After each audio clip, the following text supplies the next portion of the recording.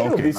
All right. Okay, thank you. Yeah. So, these questions bother on, for instance, the policy document guiding this exclusive allocation, at least to bring some level of transparency and clarity to this. And what exactly is the makeup of Next Gen InfraCo, and what is the representation, to ensure the fair representation of the sector and public interest groups? Are these questions answered in there?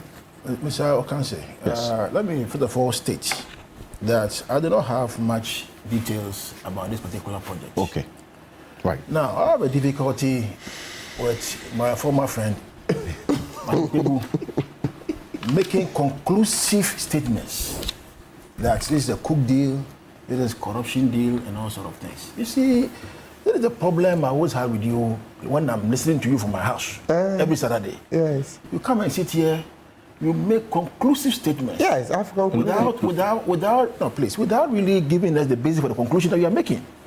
And I've been honest with you. I gave you the basis. No, I said, what is the basis? A week old baby. Are you You've not even finished setting up. Are you saying that? Okay. Are you saying that because it's an SPV, so they can't do the work? Is that what you are saying?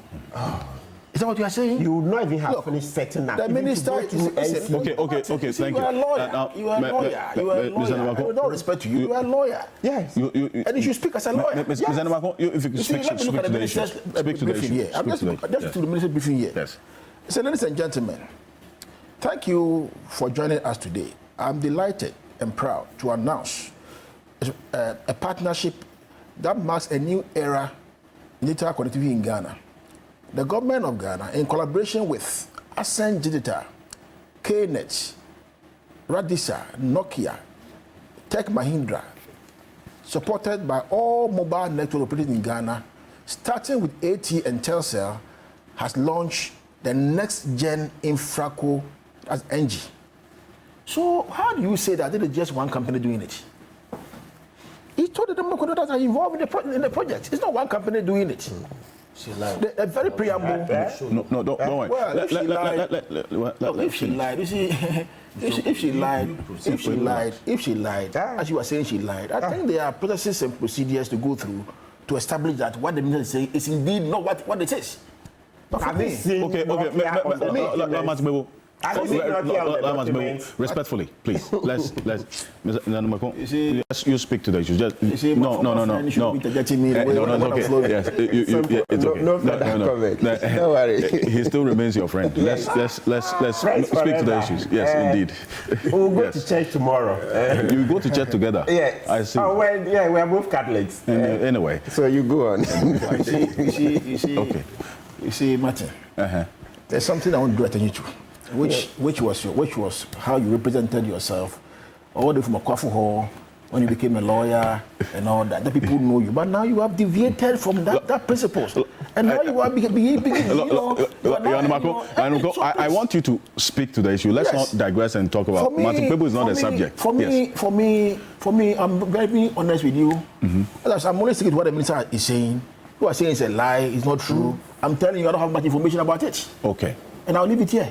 Right. Okay. As we are all asking questions to get some more information about it, that's fundamental. At least based on what she said, is what we're asking the questions on. Professor Jampo.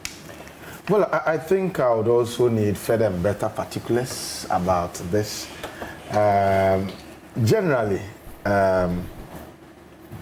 if we are talking about the lack of transparency in awarding this contract, then I would want to follow that kind of argument. But let us be careful. We cannot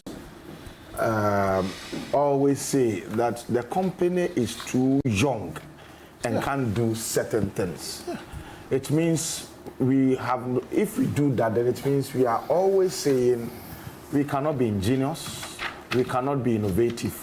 And so the idea that it is too young, for me, must be, if we want to go that route, then we must explain more. And then the other bit is, if the company had no or has no expertise in that Talk area, about track record. then it means it may not be able to do anything in that area. But again, history shows that, and we have a lot of evidence to show, that there's been several companies and bodies that went into areas that they completely knew nothing about, yet they've been able to make giant strides in that area. If you talk about Osei Kwame, despite in Ghana, there's so many things that he's doing now that he never had expertise in those areas. This is not to hold brief for anybody. My point is I don't have much information about this particular deal, and where I would side with critics would be in the area of lack of transparency in its award. If it is established that there wasn't much transparency in that award, then I think that is where I would want to put all my strength there in because I mean Ghana belongs to all of us, and so it is important that some of these major initiatives and major awards, we do them such that everybody would see things for themselves, so you would escape the charges of being opaque and being less transparent in such moves. So I think maybe as events unfold, as we get better further particulars, we'll be able to comment extensively. In fact, and you're not wrong on this, because one of the fundamental issues that was raised is the process for inclusion by the others, which has not been transparent enough. And why the NCA did not write to all authorized license holders to participate in the process, and why the exclusivity to the select few. So that question about the process itself is essential. Yeah, I mean, definitely. I mean, if we want to highlight that, that's what I'm saying. I was expecting Martin to highlight more about the lack of transparency bit, the process of even selecting. Why did you select company A, company B, company B, and but a bit about companies not having expertise and not being able to do things. I mean, if you look at our evolution as human beings, if you look at the history of our development and all that, you would see that there are several companies that had no knowledge about areas they ventured into, and yet they became successful because they wanted to be ingenious and all that. So let us rather look at what really matters, about this contract, and then expose and discuss, rather than for me. But I mentioned the bidding process that even in the past, years ago, more than 8 years ago. So I think it speaks to a lack of transparency. It speaks to lack of transparency that maybe it was not so open enough for others to. And I mean that one. In the lead up to election 2024 and all that, I think that there's been one too many of some of these accusations, and government appointees and officials, I think, must learn to cover their butts a little. And if you had to be transparent, if the bidding process had to be done in such a way that people would see, I mean, why didn't we do that? And so why the opacity, and why are we opening ourselves for such critique on matters that we could have simply avoided? Okay, so I think it's becoming one too many, and I think it's not. So you join in that call for the demand of at least the policy document guiding this allocation. I mean, we have the right to know 5G would benefit all of us, and so if people who have knowledge about it, people who have the technical know-how about it, would want to be given the opportunity to scrutinize. As for me, I don't know.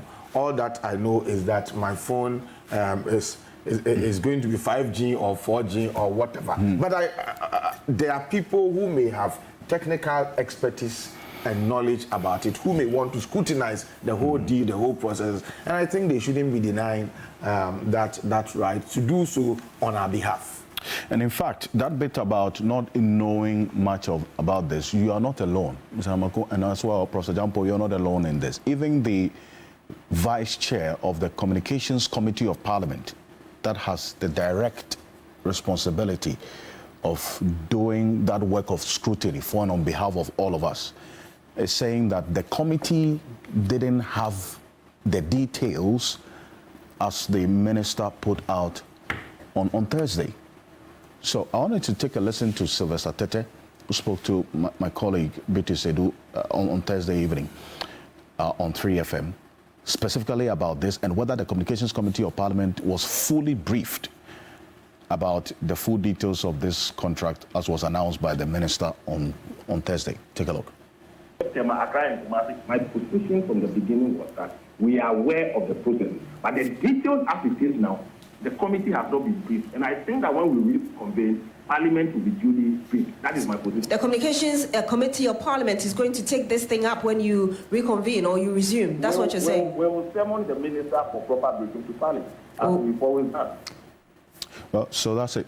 So they've not been properly briefed. They would summon the minister to Parliament when Parliament reconvenes. Yeah, so for me, to answer that is some questions on this matter. Yes, so they bring some clarity onto the matter for everybody to understand. But you see, you cannot say that because you don't have information, the deal is cooked.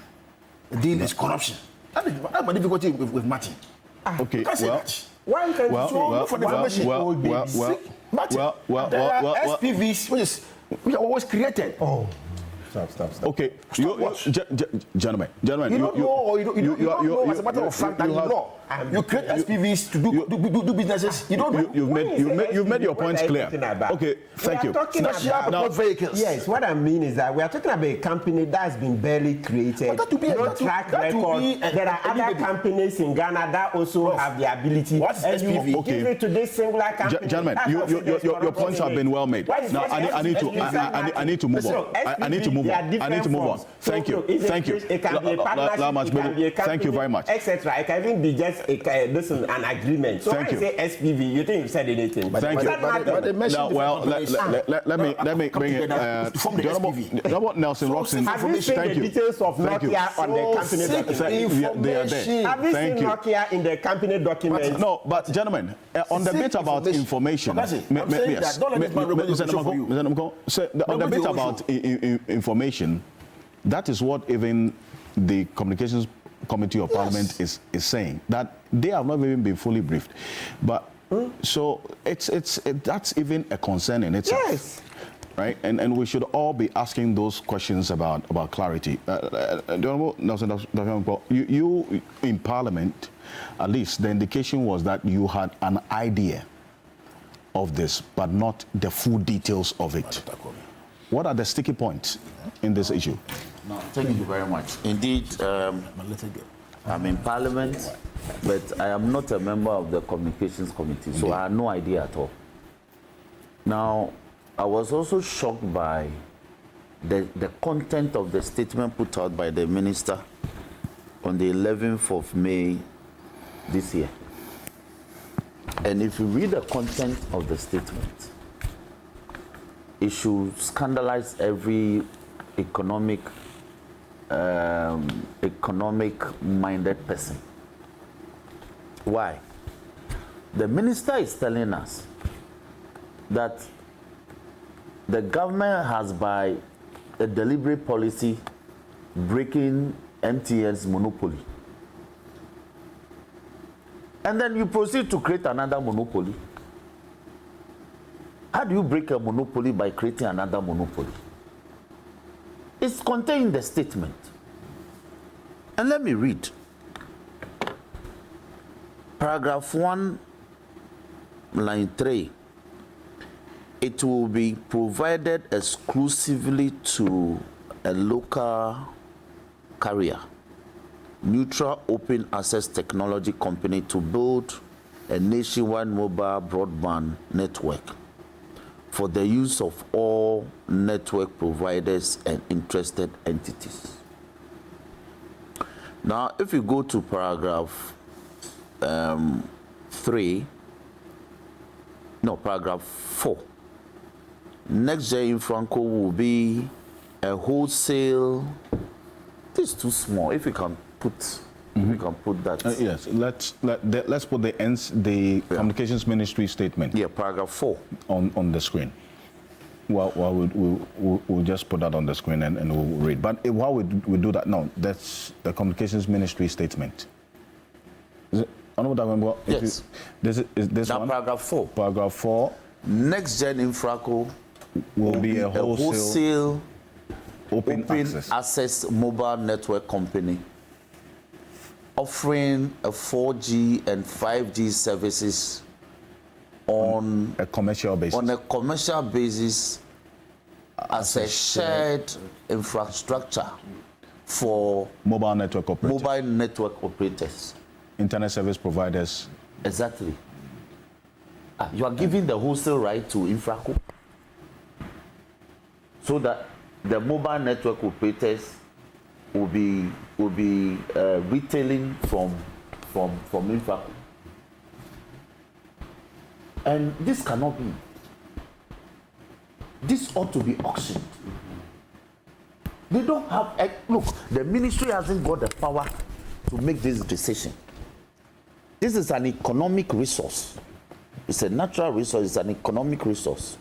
It must be properly auctioned so that entities that are capable and have the requisite technology and expertise will bid. And whoever wins the bid will roll out this infrastructure for us. And let me tell you why I think the minister didn't speak the truth when she put out this statement and said KNet and all are on board. If you look at the address of the company, it's the same address that the integrated legal consultants use. The same address. There's no variation, the same address. Now, what is interesting about Next Gen InfraCo is that the directors are listed as Tenu Awuno, Amina Mena, Olusola Ogundimo. These are also directors of integrated legal consultants. The auditors of the company is listed as Transform Consult. If you check the New Companies Act, I'm looking for the consent form signed by Transform Consult as auditor. It's because it become a requirement. The company secretary to Next Gen InfraCo is Integrated Legal Consultant, represented by Adeteju Ajimotolakan, also a member of Integrated Legal Consultants. A law firm. A law firm. Specific. A law firm. The same law firm. According to the registration details, they have issued 1 million shares. Yes. This is the shareholding structure of Next Gen InfraCo. Integrated Legal Consultants, they hold 396,000 issued shares, for which they will pay cash for.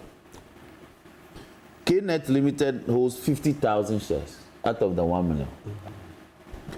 Ascent Digital holds 550,000 shares, for which they will pay cash for.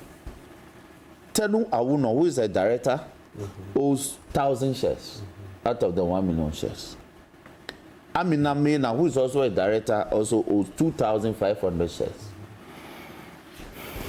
The revenue that the company envisaged to earn is 10,000 Ghana cedis. 10,000 Ghana cedis. I am not saying it. They stated it. Yeah, it's on that from their operations in the first year, they envisaged a revenue of 10,000 Ghana cedis. Yes. Yeah. You are required to state that if in your first year of operations, the number of employees that you envisage to employ in your first year of operations, 4. This is a company that we have given in excess of $1 billion economic resource to. There's no backbone, there's no foothold, they have nothing. This is a company on paper. And Doc, I think that I agree with you that sometimes we must go easy on some of these things. But this one, Because you and I, we have spoken about some other one. But this one, we have to look into it. We have decided, and if you read the minister's statement, I think in paragraph 2, she stated the reason. So they have created this. It's a deliberate creation, just to break MTN's monopoly. I don't work for MTN. I have nothing related to MTN except that I have a line with them. Mm-hmm. But the government cannot do this. Let the private entities compete amongst themselves. No, but so if you break an MTN's monopoly, yes, doesn't it inure to our benefit? I just want to know. That's exactly because my point. I think that sometimes they quote and unquote misbehave, knowing that some of us are glued to the network and they just want to. Is it NCA capable of handling this? Okay. NCA as an entity, as a statutory body, is it NCA capable of doing this job? Why must we create a phantom company and siphon this to them and list them as a wholesale company so that they'll be retailing to the MNOs? So there's everything thinking about this deal, and I'm going to challenge the validity in the Supreme Court. You are going to the Supreme Court? Yes, it breaches the Constitution. You can't create a monopoly by creating another monopoly. This this offends the Constitution. You are depriving other Ghanaian companies the opportunity to participate in this economic process. That's what it means. That's a breach. You can't break a monopoly by creating a monopoly. You can't do that. So that's what you're going to test the law. That's what I'm going to test, and I'm testing it based on the constitutional provisions. You see, we must be. You could have. You don't think you must get more information on this deal before? Yeah, but I'm declaring my intention. You are declaring intention even without more information. But I have the information I've given you. Is it not sufficient? So hold on. I've given you sufficient information. So let's establish this. That this is a company that is merely on paper. Okay. Anyway, so it's on that grounds that you are testing the law. Yes, because I've discovered that this is an empty company. This is a shell. This is a shell. It's incapable of delivering on this mandate. Empty shell. Okay. Empty shell. It's incapable of delivering on the mandate. And directors have been giving 1,000 shares out of 1,000,000. You drink some water. Drink some water. I've sipped some. So this matter, it's such another scandal. And I'm more scandalized by the comfort and the audacity of the minister to tell us that he's glad to inform us. He's happy to inform us as a nation that she's done this. By a deliberate policy, she's creating a monopoly. She won't auction this. She won't auction it. We'll compel her to auction. So you're going to the Supreme Court to challenge the validity of the transaction. Yes. It must be subject to our procurement laws. In consonance with the Constitution, it must be subject to our procurement. This is our economic resource. It cannot be. This is not even sole sourcing. It doesn't even qualify for a sole sourcing. It doesn't even meet the criteria. No single sourcing. Just gifting like Martin said, a baby. A 1 week old baby. Can barely a baby with such an powerful court jurisdiction in this particular matter. Why? Don't worry, Why? Leave it to me. How are you going to put the court jurisdiction in this particular matter? Why? Are you the judge? Are you sitting on the Supreme Court? Okay. So I'm saying leave that to me. Particular matter. How are you going to do it? Okay. But I pointed the constitutional provision to you that it breaches the economic rights of other existing Ghanaian entities. Okay. Other economic entities in Ghana capable. Okay. I mean, say you're going to the Supreme Court, so you go. So When are you instituting this process? You know, when I'm aggrieved, I don't take cutlass and peer. Okay. You know where I go. We'll litigate this matter. We won't leave it lying there. Is this going to be anytime soon? Yes. Because I seek to injunct the process. You know, the process is not completed. We need to injunct it. You are going to injunct the process? It has to be halted. We can't allow this to pass unchecked. And your lawyer is Martin, I guess. Well, we'll talk. Gentlemen, thank you. I have a lawyer, but Martin can. While we wait. Oh, you can also be my lawyer, Gary. Hey, they were sacking. No, gentlemen, thank you. Thank you. While we wait. Sometimes when he's in distress, sometimes he can call me and I can also stand for him. I see. Just texted that breaking MTN's monopoly is clearly stated in the Japadia deal. Somebody just texted. It's in the statement. But I agree with you that you do not break a monopoly by creating a monopoly. That one, you don't do that. It's a no-no. And so, officials of state, I think, like I said, it's becoming one too many. Let me explain. How did they build a monopoly? By creating a monopoly. Read their own statement. You make reference to a particular part of the statement. That aspect of the statement from the Communications Ministry. Yeah. No, where exactly in that statement? Read paragraph 3. Paragraph 3. Yeah. Yes. If you have it, we'll put the paragraph 3. Yes, paragraph 3 on the screen so that we can all because if you say monopoly, yes, let's see. Are you kicking out MTN? Go to paragraph 2. His Excellency the President granted executive approval on 22nd August 2023 for the introduction of 5G through the establishment of a neutral wireless open access network to promote a vibrant telecom market in Ghana. Further to a report presented to the President earlier that year. Approval had also been granted on 21st February 2022 for the restructuring of the telecom market to reduce the dominance of one operator and progressively work toward the lowering of data charges for subscribers. Well, so then there isn't. Clearly, then there isn't. Why? If you are reducing dominance, but what is dominance?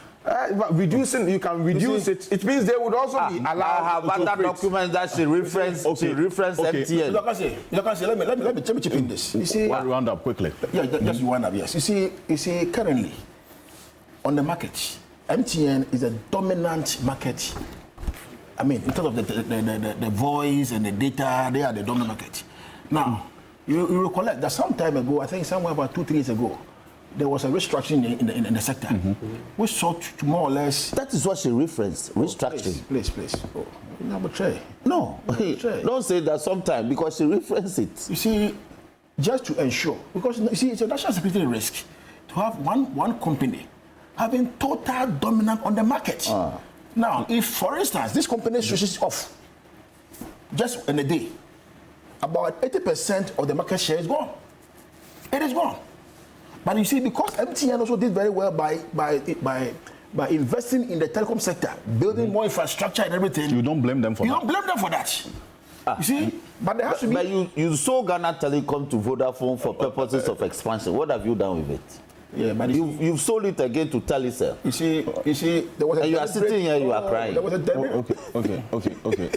There was a deliberate policy by MTN, all right, to make sure that they build infrastructure. They are improving on service quality. Yes, you see, but as it stands now, they are the dominant market share in the country. So you must break which is no fault of theirs. It's no fault of theirs, but you see, it's also a national security consideration. Okay. Because if for some reason they say they are off the market, we are in trouble. We had Zain. Especially so. What did you do with Zain? Especially so when we are, you see, look, for me, I have made a point very clear. Let us all go seek information on the matter. To me, if you don't get information on the matter, I have information. You appear not to have it. It's very scanty. It's not scanty. It's not enough. It's not scanty. In the same way, you claim you don't have information. Why are you speaking? As he indicated, I started attributing some negativity to the whole thing. I want to go with Professor Tempo. Let's just take our time and go into it. I see. You go look for information. Well, I have thank information. you. And the Honorable Nelson Ross, the family court says he has enough information to even want to form the basis to test the law on this contract and seek to injunct the process even before it is completed. He's going to the Supreme Court on this next-gen InfraCo 5G contract. And it's one that we would follow quite closely as well. But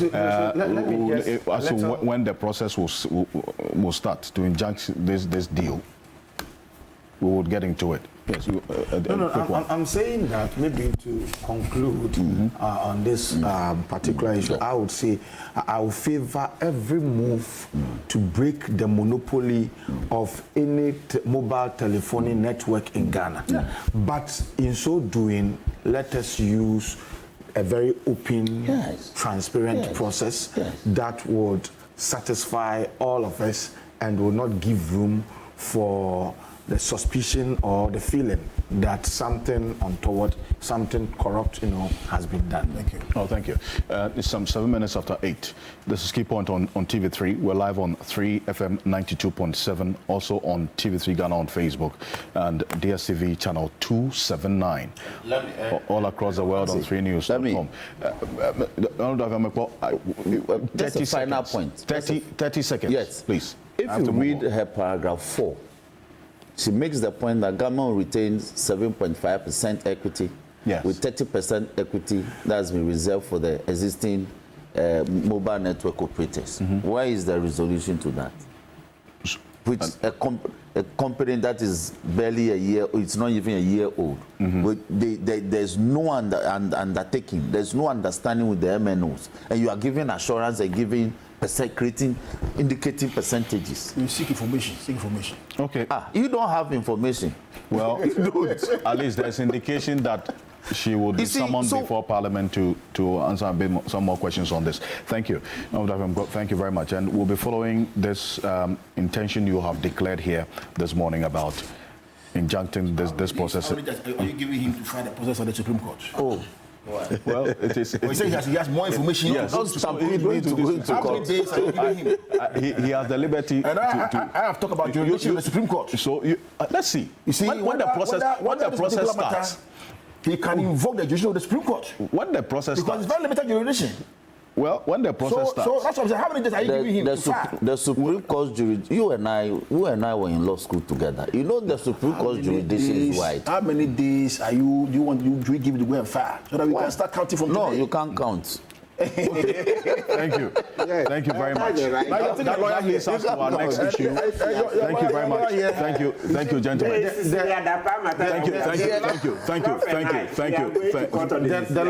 you. The lack of information about this deal has quietened Martin today. Okay. There isn't much information. Let's see. And I will not allow him. I will not allow him. Doing things on the network when there's no information. 8 minutes after 8. Thank you very much. I'm sitting next to him. I'll provide him copies. Thank you very much.